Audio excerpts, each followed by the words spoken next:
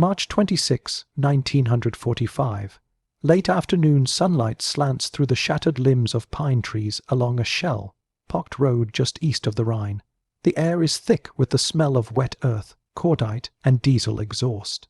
A column of American truck, Soliv, drab GMC Jimmies and rattling deuce and halves, kicks up chalky dust as they roll westward, carrying fresh GI toward the bridgehead at Remagen.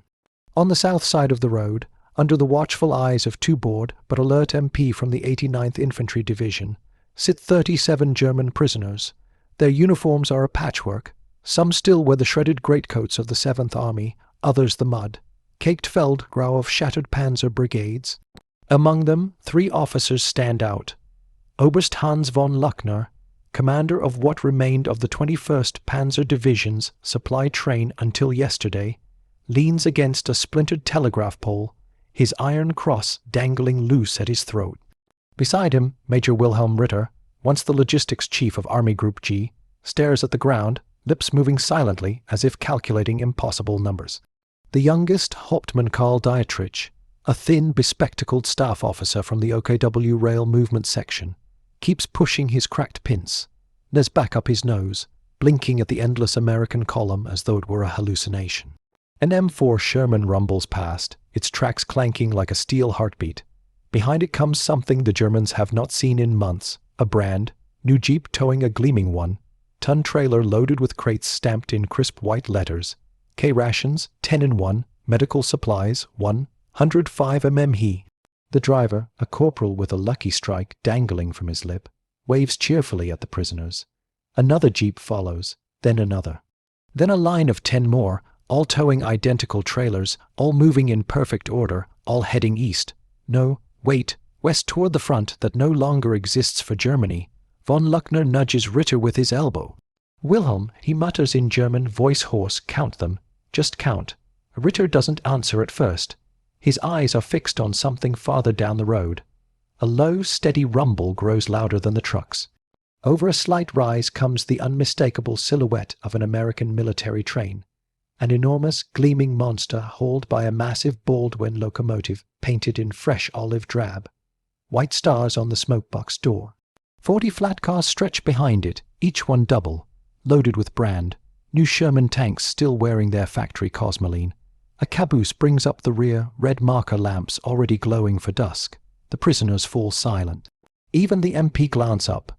The train slows just enough for the engineer, a lanky sergeant from the 733rd Railway Operating Battalion, to lean out and wave.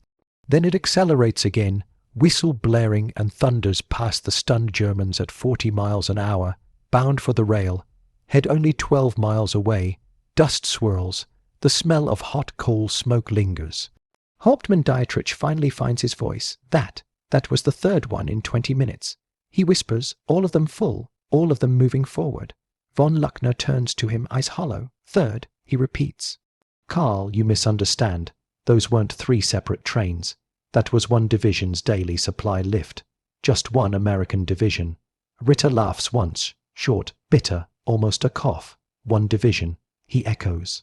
And how many tons do you think were on that train alone? Dietrich swallows. He had spent 3 years in the Reichsbahn Directorate. He knows tonnage tables by heart.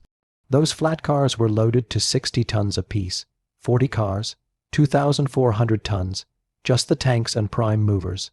The boxcars we didn't even see ammunition, fuel, rations. Another 1,000, maybe 1,500 tons. His voice cracks. Over 3,000 tons in one movement. And you say this happens, daily. The MP nearest them, a kid from Brooklyn who understands more German than he lets on, grins and calls over his shoulder. Hey, Kraut Colonel, you ain't seen nothin' yet. Third Army's got 14 trains a day just for the 4th Armored. 14, and that's before breakfast. The prisoners stare at him as if he has just claimed the moon is made of spam. Von Luckner slowly slides down the telegraph pole until he is sitting in the dirt. He buries his face in his gloved hands. Ritter looks toward the horizon where the train has vanished, then at the endless river of American trucks still flowing past. His lips move again, this time audible. 14 trains, per division, per day. A cold wind picks up. Somewhere far off, artillery rumbles like distant thunder. The war for these men has just revealed its final, impossible truth. The sun has dropped behind the wrecked rooftops of Bad Kreuznach, and the temperature plunges. Floodlights powered by a humming American generator snap on, throwing harsh white cones across the makeshift cage that now holds more than 8,000 German prisoners. The enclosure is nothing more than rolls of concertina wire stretched between shell-blasted apple trees, guarded by men of the 334th Infantry Regiment, who stamp their feet against the cold and trade cigarettes for stories. Von Luckner, Ritter, and Dietrich have been shoved together with the rest of the officers near the southern corner, an accidental courtesy, because the Americans separate officers from enlisted men, but have not yet bothered to subdivide by rank or unit. The three of them sit on overturned ammunition crates, sharing the last of Dietrich's emergency ration, 4 squares of bitter ersatz chocolate he had hidden in his boot since the Ardennes. A loudspeaker crackles somewhere outside the wire. A calm, almost bored American voice announces in slow German that hot coffee and real white bread will be issued at 2,100 hours. The prisoners murmur white bread, not the sawdust, heavy commis brought they have lived on for 2 years. Ritter breaks the silence first. 14 trains a day. He says again, as if the words are stuck in his throat. I still cannot make the mathematics work. Dietrich adjusts his cracked glasses and leans forward, elbows on knees. Let me try, Wilhelm. A standard American Infantry Division 1944-45 establishment is roughly 14,500 men, yes, daily consumption by their own field manuals, 35 pounds of supplies per man per day in active operations. That is over 500 short tons just for rations, medical and personal equipment. Add artillery ammunition, First Army averages 400 rounds per gun per day for a course shoot, and you are already at another 800 tons. Fuel for the attached tank battalion and tank destroyer company, another 300 tons of gasoline. Alone, grand total, conservative, 2,000 tons per division per day, every day, rain or shine. Von Luckner exhales a cloud of frost, and the 4th Armored Division is not conservative. Spearhead unit, Patton's favorite, they burn more.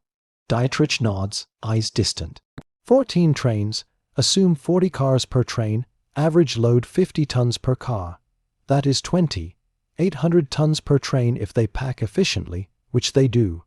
14 trains equals 9,200 tons, every 24 hours for one division.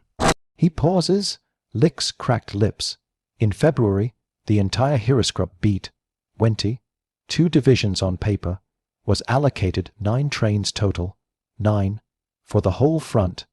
A young lieutenant nearby, face still smeared with camouflage grease, overhears and laughs too loudly. 9 trains for 22 divisions, and half of those were carrying wounded eastward or civilians westward. No wonder we ate the horses. The laughter dies quickly. No one feels like laughing. Across the pen, an American sergeant with a clipboard approaches the wire, flanked by 2 guards cradling M1 carbines. He shines a flashlight on a list and calls out in careful German. Oberst Hans von Luckner, Major Wilhelm Ritter, Hauptmann Karl Dietrich, step forward. You are requested for interrogation. Von Luckner rises slowly, joints stiff. Requested, he mutters. How polite. The 3 officers are led through a gate, past rows of silent prisoners, whose eyes follow them with something between envy and pity. They are marched 50 yards to a requisitioned Gasthaus whose signs, Golden und Hirsch, still swings crookedly above the door. Inside, the place smells of wet wool, coal smoke, and strong coffee. A pot-bellied stove glows cherry, red in the corner. At a heavy oak table sits a slim American major wearing the red and blue patch of the Transportation Corps. His uniform is impossibly clean. On the table in front of him, a steaming mug, a plate of real buttered toast, and a thick stack of freshly mimeographed rail movement schedules. The top sheet is headed in bold type, Daily Rail Tonnage Roman 12 Corps Zone, 26 March 1945. The American looks up and smiles the way a chess master smiles at a defeated opponent who has just realized the depth of his mistake. "Gentlemen," he says in fluent, Berlin-accented German, "I am Major Abraham Kessler, G4 Railways. My colonel thought you might like to see the numbers for yourselves. Coffee." He slides 3 more mugs across the table. Real coffee, the aroma alone is almost unbearable. Von Luckner takes a sip before he can stop himself. It is the first real coffee he has tasted since 1941. Kessler taps the schedule. Today alone, the military railway service ran 111 supply trains east of the Rhine. 111. That does not count the hospital trains running the other way, or the 23 ammunition specials we laid on when your 11th Panzer tried to counterattack. Aschaffenburg this morning. He turns a page. Here, 4th Armored Division schedule for tomorrow, 17 trains. 17. We added 3 extras because General Wood likes to keep his tanks topped off. Ritter stares at the sheet as if it is written in Martian. 17. Tomorrow, every day, Kessler corrects gently, weather permitting, and when the weather doesn't permit, we run them anyway. The Red Ball Express is cute, but the railroad is the artery. Dietrich finds his voice. "Major, how the Reichsbahn has been bombed to rubble. We have no coal, no locomotives. Half our marshalling yards are craters. How do you move this much?" Kessler leans back, lights a Chesterfield. "Because we started rebuilding your railroads the day we captured them. French rail troops, British Royal Engineers, our own railway battalions. We carry everything with us. Bridging equipment, new ties, ballast trains, even a factory that turns out replacement rails on site. Your people blew the Moselle bridges. We threw tactical bridges across in 6 hours and had a train rolling by dawn. You bomb a yard. We have a captured German rail crane repaired and working before the smoke clears." He blows a perfect smoke ring. "And the locomotives, we brought our own, American, built oil, fired, simple. Any farm boy who can drive a John Deere can run one after 2 weeks' training." Von Luckner sets his mug down with deliberate care. "So the stories were true," he says quietly, "not propaganda. The armies really do measure ammunition in trainloads and fuel in rivers." Kessler's smile fades into something almost sympathetic. "Colonel, we measure victory in trainloads, and right now the scoreboard doesn't lie." Outside, another distant whistle echoes through the night. A long, mournful wail followed by the steady, relentless rumble of steel wheels on steel rails, heading east, toward whatever is left of the Reich. March 27, 1945, 05:47.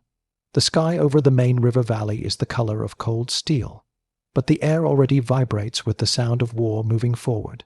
Von Luckner, Ritter, and Dietrich stand roped together with 20 other high-ranking prisoners on a small rise overlooking the former Reichsbahn yard at Hanau. Major Kessler decided they needed to see it to believe it. 2 grim-faced MP with Thompsons keep them in a loose semicircle while Kessler, now wearing a steel helmet and a .45 on his belt, points down into the valley like a professor beginning the lecture of the century. Below them, the ruined German station has vanished under an American organism of steel and steam.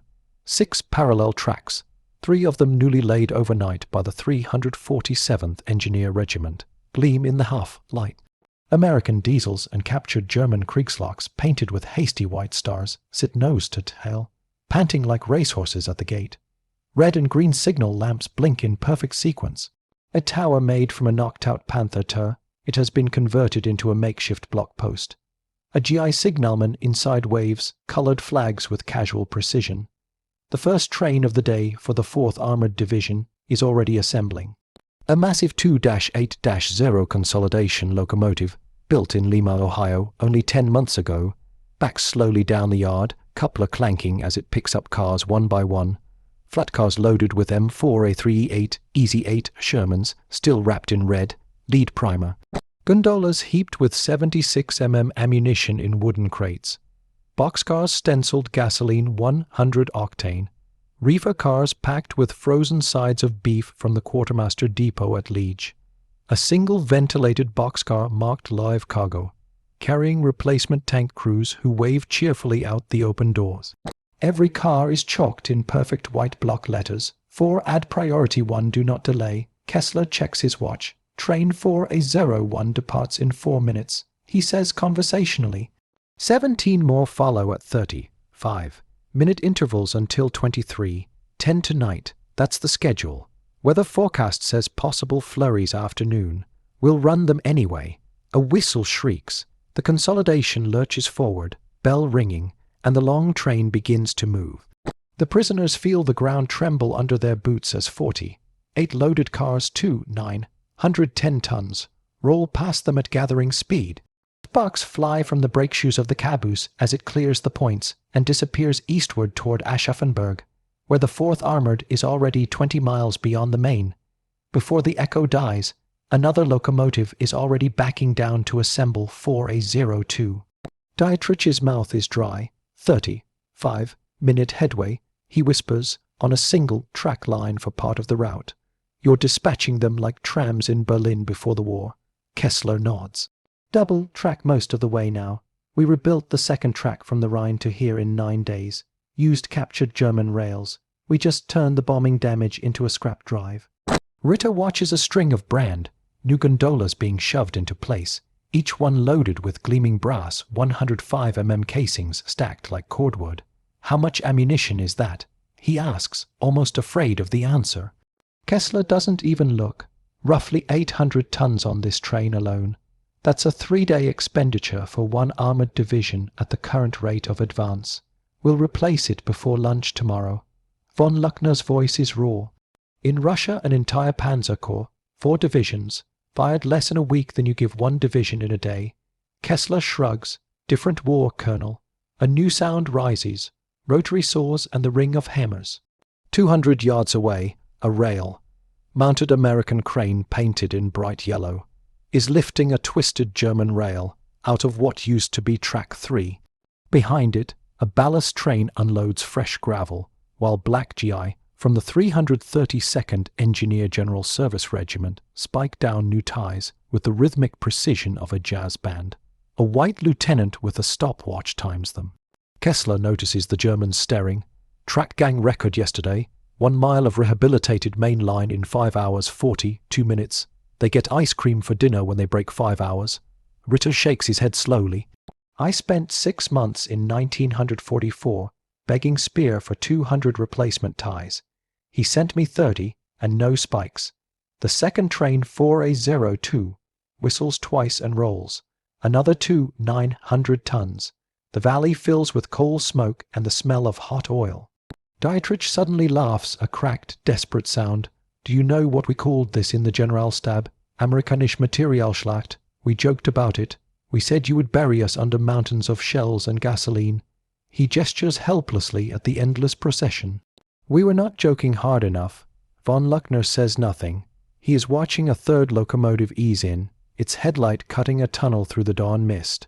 On the pilot beam, someone has chalked in huge letters, Berlin or bust compliments of the New York Central. Kessler checks his clipboard again. Gentlemen, you're just in time for the morning rush. By 0800 we'll have 6 trains en route simultaneously for 4th Armored alone. After that, the 90th Infantry starts their lift, then the 6th Armored, then Corps Artillery. 111 trains today, just like yesterday. Tomorrow we add another 20 when Roman 12 Corps finishes bridging the Main at Aschaffenburg. He turns to the MP. Take them down to the platform. Let them stand close enough to feel the heat. As the prisoners are prodded forward, another whistle splits the air, long, triumphant American. The valley answers with a chorus of bells and steam. The Reichsbahn is dead. Long live the military railway service. The sun has climbed high enough to burn off the mist, and the temperature is rising with the tempo of the yard. Steam and diesel exhaust mingle in a white haze that smells of coal, creosote, and hot axle grease. The prisoners' ropes have been removed. The MP decided 3 exhausted officers are not going to sprint across minefields for the fatherland today. Von Luckner, Ritter, and Dietrich stand on the loading platform itself now, close enough that cinders sting their cheeks every time a locomotive vents. Train 4A06 is departing right in front of them. This one is different. 40 high side gondolas loaded exclusively with artillery ammunition. Pallet after pallet of 105 mm howitzer shells in their distinctive fiber tubes, fused, stacked 6 high, tarpaulined and chained. The chalk marks on the cars read 50 tons net. A red flag flutters from the locomotive pilot and another from the caboose priority ammunition special, do not pass, do not delay. The engineer, a former Pennsylvania Railroad hogger named Kowalski, leans out of the cab window and shouts down to Kessler, "Hey, Major, tell the Krauts this load alone is what their whole 7th Army shot off in 3 days on the Siegfried Line." Kessler just grins and waves him on. The train surges forward, wheels spinning once on the damp rail before biting, then roaring away toward the front. The platform trembles so hard that Dietrich has to steady himself against a stack of crated bazooka rockets. Ritter's face is ashen. 1,050 tons, he repeats. That is more high explosive than my entire corps received in the entire month of February. Von Luckner watches the red flags disappear around the curve and says, almost to himself, they are not supplying an advance. They are feeding a traveling city that eats steel and gasoline and never stops moving. A whistle blast behind them announces the next act. A hospital train, pristine white cars with huge red crosses, is being shunted onto a siding to clear the main. Nurses in olive, drab fatigues wave from the windows. One of them, a red-headed lieutenant from Pittsburgh, spots the German officers and blows them a sarcastic kiss. The prisoners do not wave back. Kessler lights another Chesterfield and offers the pack around. Only Dietrich takes one, hands shaking as he inhales American tobacco for the first time. "Look west," Kessler says, pointing down the valley. They look. In the distance, another train is already approaching from the Rhine direction. 30 ventilated boxcars and stock cars. Replacement troops 200 fresh GI of the 90th Infantry Division, headed forward to fill the holes the advance has torn. Behind that train, they can see the smoke of the next and the next, a continuous iron river flowing east at 25 miles an hour every 35 minutes, day and night. Dietrich exhales smoke and speaks so softly the others barely hear him. Do you remember the Führer's order in January? Not one step back, and every round must be accounted for. He laughs, a dry, broken sound.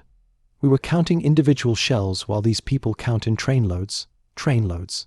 Von Luckner turns to Kessler, and for the first time there is no defiance in his eyes, only exhaustion.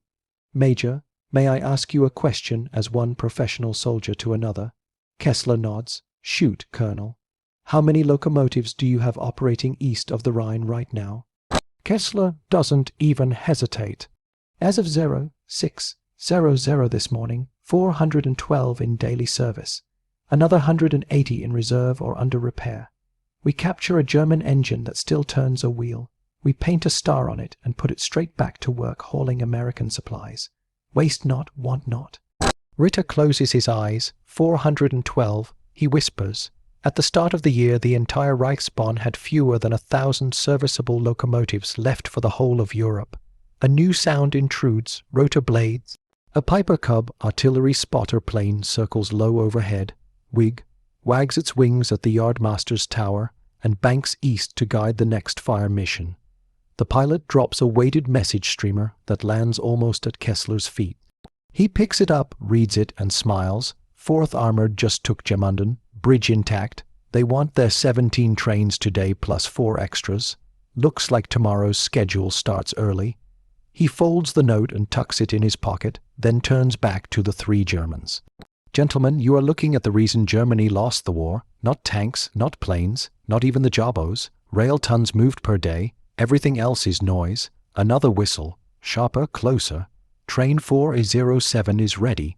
This one carries nothing but fuel. 20 tank cars of 80 octane, 10 of 100 octane avgas, and 10 more of diesel. 400 tons of liquid fire on wheels. The prisoners watch in silence as it rolls. Von Luckner finally speaks, voice almost inaudible over the hiss of steam. "We thought we were fighting soldiers. We were fighting a factory that never slept and a railroad that never stopped." Kessler crushes his cigarette under his boot. Welcome to the United States Army, Colonel. We don't do dramatic last stands. We do timetables. In the distance, another locomotive whistles. Long, long, short answering from the west. The next train is already on the block. The blackboard still smells of chalk dust and frightened children. Now it is covered with American precision. A huge hand, drawn map of the Reichsbahn network from the Rhine to the Elbe, every rehabilitated mile marked in fresh green grease pencil. Red arrows show today's tonnage flow. The numbers are written in foot, high numerals so no one in the room can possibly ignore them. Von Luckner, Ritter, and Dietrich have been brought here at dawn, unshaven, still in the same mud, stiff uniforms, but now treated almost like visiting dignitaries instead of prisoners. An orderly has even given them real coffee again, and thick slices of toast slathered with peanut butter, an American delicacy that tastes, to their starving palates, like cake. At the front of the room stands Brigadier General Carl R. Gray, Jr., Commanding General of the Military Railway Service. He is tall, silver-haired, and wears railroad overalls under his Eisenhower jacket instead of a proper uniform blouse. A gold railroad engineer's watch chain glints across his chest. He speaks German with a soft Virginia accent. Gentlemen. He begins, tapping the map with a billiard cue he uses as a pointer. Yesterday the missus moved 417 net tons across the Rhine in one direction. That is more railway tonnage in a single day than the entire Deutsche Reichsbahn moved on its best pre-war peacetime day in 1938. He lets that settle. Today we will exceed 130,000 tons. By the end of the week we will be at 150,000. By the middle of April, weather and bridges permitting, we intend to push 200,000 tons a day across Germany on your own rails, using mostly your own captured rolling stock, repaired and operated by American soldiers. Dietrich, his hand shoots up like a schoolboy's. Gray nods permission. Herr General, the theoretical capacity of the entire Reichsbahn network in 1939 was 180,000 tons daily under perfect conditions. You are telling us you will exceed the absolute maximum capacity of the entire system, while fighting a war across it? Gray smiles the thin, tired smile of a man who has not slept properly since Normandy. Son, theoretical capacity is what you get when you assume German efficiency and no bomb craters. We assume American ingenuity and a lot of bomb craters we fill ourselves the same afternoon. Turns out American ingenuity fills holes faster than the Luftwaffe could make them. He taps the map again. Look here, Frankfurt Node. 6 main lines converge. Your people abandoned it 3 days ago with every switch locked and every signal box burned. My 729th Railway Operating Battalion had trains running through here 36 hours later. How? Because we brought our own simplex switch machines. Our own signal generators and 500 boys who learned railroading on the Santa Fe and the New York Central. They don't need the Reichsbahn rulebook. They just need the track to be straight and the coffee hot. Ritter is staring at a smaller chart taped to the wall, a bar graph labeled Average Daily Tons per Division U, SVS German Armies, March 1945. The American bar for Third Army is literally off the top of the page. Someone has extended it with a second piece of paper taped above. Gray follows his gaze. That chart is classified, by the way. But since the war is more or less over for you fellas, Third Army, 12 divisions on the line right now, is receiving an average of 19,400 tons per division per day by rail alone. That does not count the truck tonnage on the Red Ball or the airdrops. German 7th Army opposite them, according to your own captured returns, was down to 180 tons per division per day before it collapsed. That's a ratio of 108 to 1. Von Luckner finally speaks, voice hoarse. General, we were told the American soldier was soft, that he fought for paychecks and movie stars. We were told he would stop when the weather turned or the roads got muddy. Gray chuckles. Colonel, the American soldier fights for 3 things: getting home alive, getting mail from home, and getting hot food. We make sure he gets all 3 every single day, no matter how far into Germany he drives. That is why he does not stop. That is why your panzers ran out of petrol outside Bastogne while Sherman tanks were refueled from 5-gallon jerry cans flown in by Cub planes. Same reason your men ate frozen potatoes in January, while our boys got turkey on Thanksgiving 50 miles behind the front. He steps closer, voice dropping. You want to know the real secret? It is not the factories, though God knows we have plenty. It is the American railroad man. Every battalion commander in the missus was a vice president or superintendent back home. Their sergeants were brakemen and roundhouse foremen. They have been running trains since they were 12 years old. You gave them a wrecked European railroad and said impossible. They heard challenge accepted. Gray turns back to the map and draws a sweeping green arrow from Frankfurt to Leipzig, 250 miles as the crow flies. Next objective, Leipzig rail hub by April 10th. After that, the Elbe. After that, whatever is left. He sets the cue stick down. Questions? There are none. Outside the window, another train whistles as it pulls into Frankfurt's rebuilt Hauptbahn. 40 cars of brand, new M26 Pershing tanks bound for the 9th Armored Group. The ground trembles. The sound rolls through the ruined city like a slow, deliberate drumbeat counting down the last days of the 1,000-year Reich. Von Luckner closes his eyes. In that moment, the 3 German officers understand something deeper than defeat. They understand irrelevance. The war has simply moved past them, carried forward on rivers of American steel that never pause, never tire, and never, ever run out. April 11, 1945. The sun is a white coin in a sky scrubbed clean by spring wind. Leipzig lies 30 miles behind the advancing spearheads of the U.S. 2nd and 69th Infantry Divisions, its rail yards already in American hands for 6 full days. Von Luckner, Ritter, and Dietrich are no longer guarded by board MP. They have become something stranger, unofficial liaison observers, allowed to move almost freely within the American rear areas under the loose supervision of Major Kessler, who seems to find their stunned disbelief useful for morale lectures to newly arrived replacement officers.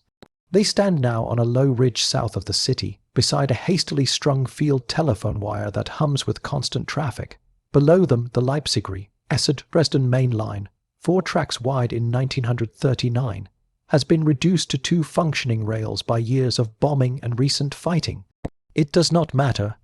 American trains are running on it anyway, nose to tail at 12-minute intervals. A train roars beneath them at 50 miles an hour. 50 flat cars of brand, new M24 Chaffee light tanks for the reconnaissance squadrons that are already probing the Mulde River line. Chalked on the locomotive tender in 6-foot letters, Leipzig or bust we made IT, now on to Berlin. Another follows before the echo dies, a solid train of nothing but crated P-47 Thunderbolt wings and engines, bound for the forward airfields that leapfrog eastward every 48 hours. Dietrich counts under his breath. That is the 43rd train I have personally seen on this line since dawn. He says 40, 3 in 9 hours, on 2 tracks. Kessler, standing beside them with a thermos of coffee, nods.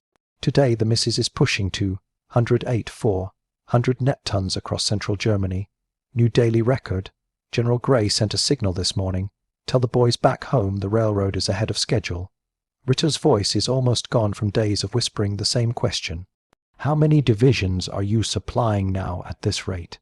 Kessler consults a grease-penciled notepad. 1st, 3rd, 7th, and 9th U.S. Armies combined, 41 combat divisions fully forward of the Rhine, plus 15 more in the pipeline from the United Kingdom. Daily average per division right now is just over 0 tons by rail alone. That's not peak, that's routine. Von Luckner stares eastward, where the horizon is nothing but smoke from burning German towns and the distant flicker of artillery that never seems to stop. In 1941, he says slowly during Barbarossa, the entire Ostern, over 3 million men, 150 divisions, averaged 800 tons per day total when we were at our absolute strongest. You are giving 1 American division more every single day than we gave the entire Eastern Front at its height. Kessler pours him a tin cup of coffee without asking. Different kind of war, Colonel. You tried to conquer the world with a railroad built for passengers and coal. We came to end the war with a railroad built for freight and victory. A low rumble announces something new. A double-headed train, two massive articulated locomotives, labors into view, dragging 90 gondolas in one unbreakable string. Every car is loaded with nothing but 155 long tom shells. Net tonnage 940 tons in a single movement.